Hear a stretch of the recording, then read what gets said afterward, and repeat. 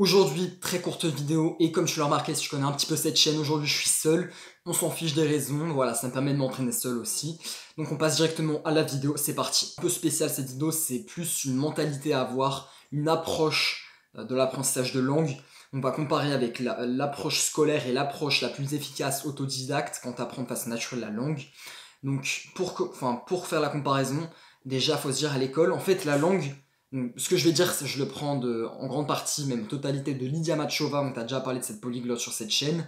Donc, si ça t'intéresse et que tu parles anglais, tout ça, tu peux directement checker à la source. Là, je te le fais en français, ok, tu comprends pas trop l'anglais ou t'as la flemme.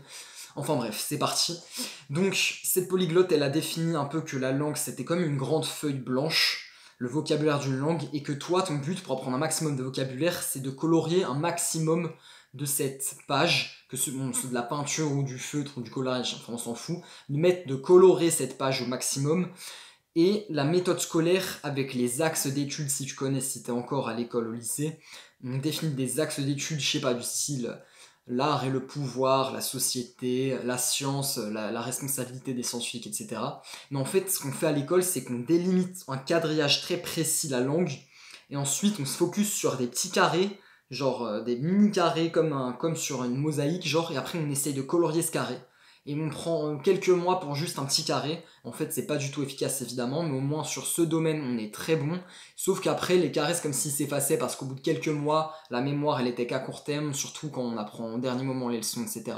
Et donc, on oublie tout, ça servirait pas à grand chose.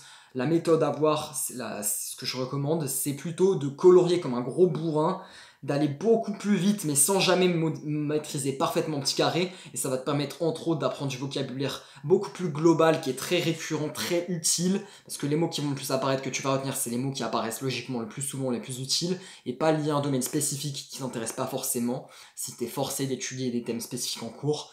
Et ça peut même être dans des domaines qui t'intéressent personnellement, si t'écoutes des podcasts, etc., des trucs qui t'intéressent. Donc c'est vraiment la mentalité du jour.